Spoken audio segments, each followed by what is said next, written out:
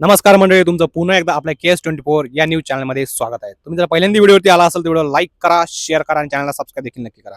मंडळी, छत्रपती संभाजीनगर महानगरपालिका ही सुद्धा राज्यातील खूप मोठी महानगरपालिका आहे आणि तिथे खूप दिवसांपासून 2026 मध्ये म्हणजे आता भाजप आणि शिवसेना एकत्र लढणार की नाही यावरून खूप वाद रस्सीखेच चालू होते। मात्र यावरती फायनल तोडगा निघालेला आहे आणि आता भाजप आणि शिवसेना एकत्र लढणार असल्याची माहिती सूत्रांकडून मिळालेली आहे। त्यामुळे आता छत्रपती संभाजीनगरमध्ये कोणाला किती जागा मिळाल्या हे बघणं सुद्धा महत्त्वाचं आहे। त्यामुळे काही माहिती आमच्या समोर मिळालेली आहे, त्यात कोणाला किती जागा, शिंदे गटाला किती जागा व भारतीय जनता पक्षाला किती जागा ही माहिती सुद्धा आम्ही या व्हिडिओमध्ये आपल्याला सांगणार आहोत। त्यातच MIM ने देखील या छत्रपती संभाजीनगर महानगरपालिकेमध्ये देखील जोरदार तयारी सुरू केली आहे। त्यामुळे हा गड हा पहिल्यापासून हिंदू हृदय सम्राट बाळासाहेब ठाकरे यांचाच गड होता।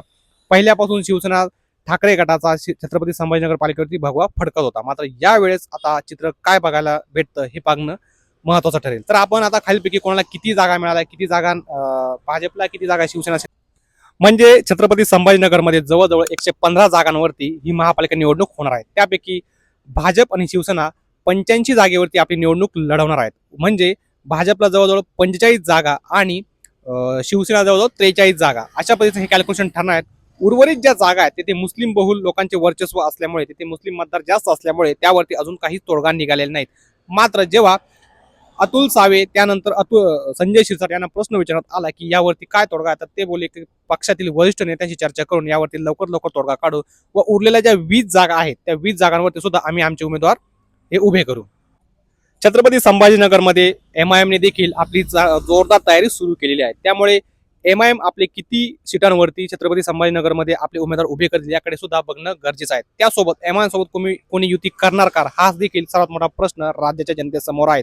मात्र शिवसेना शिंदे गटाचे नेते संजय शिरसाट यांनी काही गोष्टी स्पष्ट केल्या की शिवसेना व भाजप यांच्याकडे इच्छुकांची गर्दी जास्त असल्याने आम्ही कोणाकोणाला तिकीट देणार हे सुद्धा व्यवस्थितरित्या ठरवून आम्ही ते तिकीट वाटणार आहोत आणि पक्षाच्या ज्येष्ठ नेत्यांशी म्हणजे देवेंद्र फडणवीस असतील किंवा एकनाथ शिंदे असतील यांच्यासोबत चर्चा करूनच आम्ही हा सगळा जो प्रश्न आहे तो सॉल्व्ह करणार असले देखील त्यांनी सांगितले। त्यामुळे अजूनपर्यंत इम्तियाज जलील यांनी आपली किती जागांवरती आपण निवडणूक लढणार हे अद्याप स्पष्ट केले नाही। कारण त्यांना जेव्हा प्रश्न विचारला तेव्हा ते बोलले की MIMचे जे प्रमुख आहेत असदुद्दीन ओवैसी त्यांच्यासोबत चर्चा करून आम्ही यावरती तोडगा काढू व आम्ही आमचे उमेदवार उभे करू। मात्र शिवसेना भाजप एकत्र लढणार हे अद्याप स्पष्ट नव्हतं। मात्र हे आता काल संजय शिरसाट यांनी स्पष्ट केलं व आता एकत्र लढून आम्ही शिवसेनेचाच भगवा किंवा भारतीय जनता पार्टीचाच भगवा आम्ही छत्रपती संभाजीनगर महानगरपालिकेवरती फडकवू असं देखील संजय शिरसाट यांनी सांगितलं। तर बघूया येणाऱ्या महापालिका निवडणुकांमध्ये छत्रपती संभाजीनगरवरती कोणाचा झेंडा फडकेल, MIMचा फडकेल की भाजपचा फडकेल का शिवसेनेचा फडकेल हे बघणं सुद्धा गरजेचं आहे। तर मित्रांनो, व्हिडिओ पूर्ण बघितल्याबद्दल सर्वांचे मनापासून धन्यवाद।